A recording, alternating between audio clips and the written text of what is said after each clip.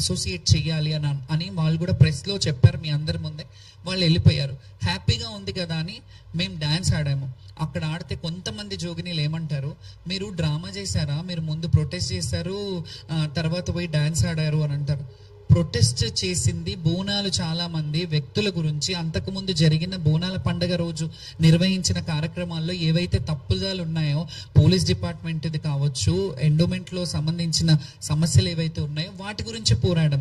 Next day ఆ protest అయిపోయాక మీకు ఏం కావాలి అని అడిగి మమ్మల్ని సంజాయించినాక అంతా హ్యాపీ ఉన్నప్పుడు ఇంకొకటి, అమ్మవారి ముందు అమ్మవారి ఊరేగింపు బయటకు వచ్చింది.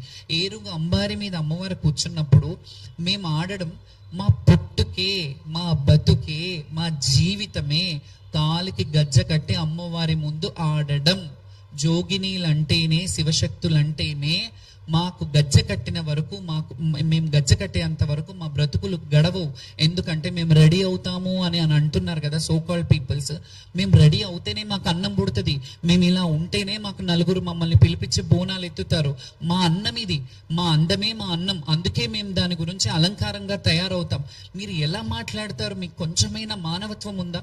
ఒక మనిషిని, ఒక శివశక్తిని, ఇంత సీనియర్ మోస్ట్ శివశక్తిని అట్లా మాట్లాడడానికి మీ మాటలు నన్నేం కుంగజెయ్యవు. అయితే ముందుగా ఏడ్చుకుంటూ కూర్చోవాలి, నెక్స్ట్ డే ఆడొద్దు అని అంటే మీరెవరు చెప్పడానికి? ఏడ్చుకుంటూ చాలా ప్రభుత్వాలు ఏడిపించాయి మమ్మల్ని, మమ్మల్ని ఏడిపించిన ప్రభుత్వాలు ఏడ్చుకుంటూ ఉన్నాయి. కానీ అట్లా మేము ఎప్పుడు కూడా ప్రభుత్వం వ్యక్తులను ఎప్పుడు విమర్శించలేదు.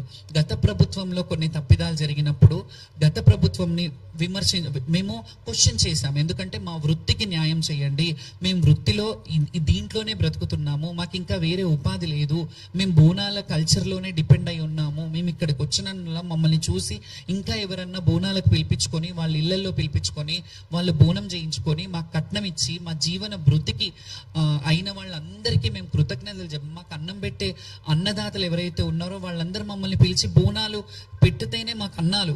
మేము చేసుకునే వేరే ఇది ఏమీ ఉండదు.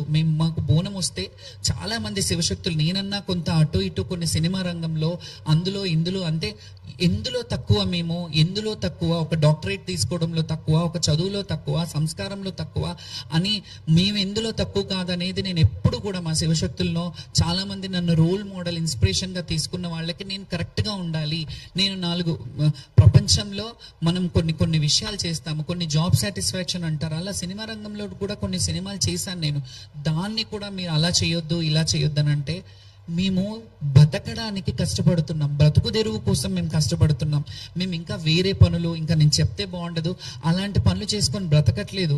ఎవరి దగ్గర పాడు పనులు చేసుకొని బ్రతకట్లేదు. మేము హుందాగా, గౌరవంగా, మేము కొంగు చాచి, మా జోల చాచి భిక్ష అయినా అడుగుతాం. మేము అమ్మవారి పేరు మీద భిక్షాటనైనా చేస్తాం. కానీ మేము ఏ రోజు కూడా ఎవరిని దేహి అని ఇది చేసి వాళ్ళు ఏదో చెయ్యాలి, వాళ్ళు డిగ్రేట్, వాళ్ళ కాళ్ళ కింద తొత్తుల్లాగా మేము ఎప్పుడు వ్యవహరించము.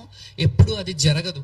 మేము ఎవరినైనా మమ్మల్ని అందరూ మా చేత బొట్టు పెట్టించుకుంటే బాగుంటుంది, అమ్మని ఈరోజు ఆషాఢంలో మమ్మల్ని పిలిపించుకొని మా గుమ్మం గడిగించుకుంటే బాగుంటుంది, మా కడప గడగండి, మా ఇంట్లోకి వచ్చి బియ్యం పోసుకోండి అని మమ్మల్ని ఆడపిల్లలుగా భావించినప్పుడు, మమ్మల్ని తెలంగాణ ఆడపడుచులుగా భావించినప్పుడు మీకేంటి బాధ? మీకెందుకు, మీరు ఎక్కడ మీరు ఇదవుతున్నారు? మీకు ఏంటి అంటే, నేను ప్రొజెక్ట్ అవుతున్నానని అవుతే నా ఒక్కదాంతో కదా సమస్య. చాలా మంది ఉన్నారు, వాళ్ళని ఎందుకు హక్కుని చేర్చుకోవట్లేదు మీరు? నేను అందరి గురించి కదా అడుగుతున్నా, మా శివశక్తులను కూడా అంటున్నాను. మీరు మాట్లాడేటప్పుడు కొంచెం కూడా మీరు విఘ్నత కోల్పోతున్నారు ఎందుకు? మీ అందరి గురించే కదా నేను మాట్లాడుతున్నాను. నేనేమన్నా ఈ మాట్లాడిన మాటలు, నాకు పిల్లలు ఉన్నారు, నా కొడుకులు ఉన్నారు, నాకు ఫ్యామిలీ ఉంది, వాళ్ళకి సంపాదించిపోతానా నేను మూట? నేను ఏదైతే చేస్తున్నానో ఈ పుణ్య కార్యక్రమము, నా శిష్యులు, నా దేశము, నా ప్రజలు బాగుండాలి. జోగినీలకంటూ ఏది ఉండదు, ప్రత్యేకమైన కోరికలు ఏమి ఉండదు. జోగిని అంటేనే ప్రభుత్వం బాగుండాలి,